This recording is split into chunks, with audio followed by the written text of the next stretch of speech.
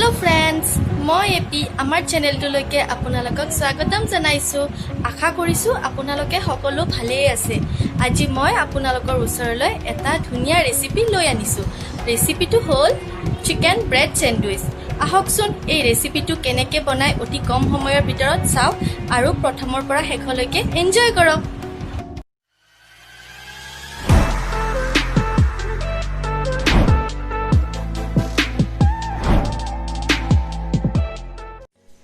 এতিয়া মই হোয়াইট সসটো বনাবৰ কাৰণে কেৰাহী গৰম হ'ব দিছো এতিয়া আমাৰ কেৰাহী গৰম হৈ গৈছে এতিয়া মই ইয়াত এক চামুচ বাটাৰ দি দিম এতিয়া মই বাটাৰ দি দিছো বাটাৰখিনি মেল্ট হ'ব দিম এতিয়া মোৰ বাটাৰখিনি মেল্ট হৈ গৈছে এতিয়া মই ইয়াত এক চামুচ ময়দা দি দিম ময়দা দি দিয়াৰ পিছত এতিয়া খিনি মই ধুনিয়াকৈ লৰাই দিম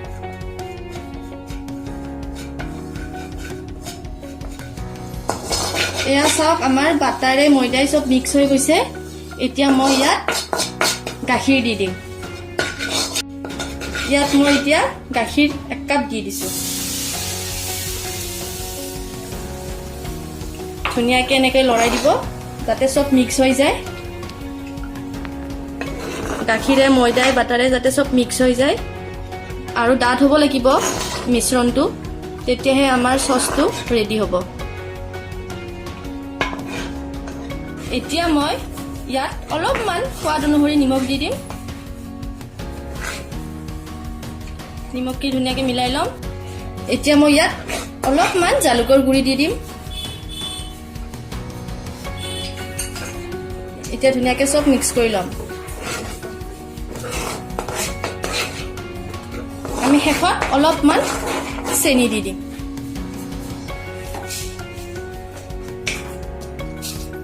বেছিকৈ দিব অলপমান দিব জাষ্ট টেষ্টৰ কাৰণে এতিয়া আমাৰ ধুনীয়াকৈ এইখিনি সব মিক্স কৰি দিব আমাৰ হৈছে ডাঠ আমাৰ এয়া সস ৰেডি ব্ৰেডৰ ভিতৰত দিয়া মিশ্ৰণখিনি বনাবলৈ আমি অলপমান গাজৰ ৰুকি লৈছিলো পিয়াজ আৰু চিকেন বইল কৰি লৈছিলো সৰু সৰুকৈ কাটি আৰু হোয়াইট সসটো বনাই লৈছিলো আপোনালোকে ইতিমধ্যে দেখিছে আৰু অলপমান জালুকৰ গুড়ি এতিয়া আমি এইখিনি সব এই বাটিটোত মিক্স কৰি লম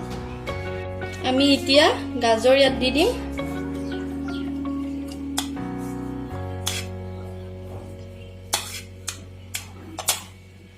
বইল কৰা চিকেনখিনি অলপমান পিয়াজটো নিদিলেও হয় মই দিছো এতিয়া হোয়াইট সসটো বনাই লৈছিলো যে হেতু দি দিম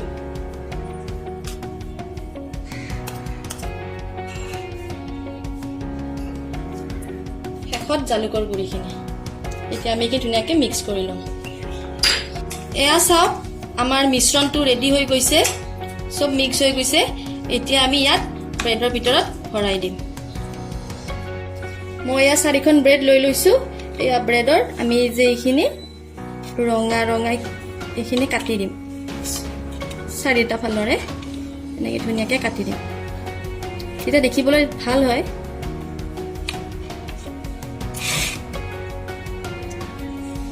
এনেকৈ সমান সাইজত কাটি দিব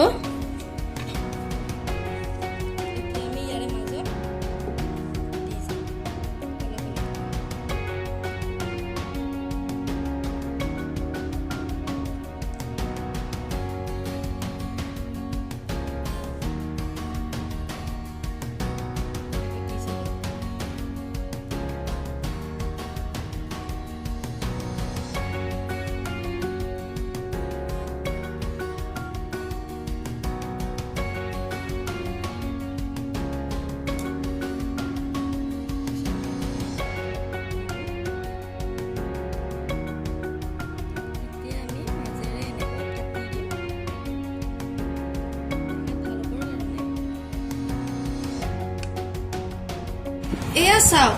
আমাৰ চিকেন ব্ৰেড স্যান্ডউইচ ৰেডি হৈ গল আপোনালোকেও এনেকৈ ঘৰত বহি খাই চাবচোন কেনেকুৱা লাগে আৰু আমাক জনাব এই ৰেচিপিটো চাই কেনেকুৱা পালে আমাক কমেণ্ট কৰি জনাব আকৌ আৰু লগতে শ্বেয়াৰ লাইক আৰু ছাবস্ক্ৰাইব কৰিব নাপাহৰিব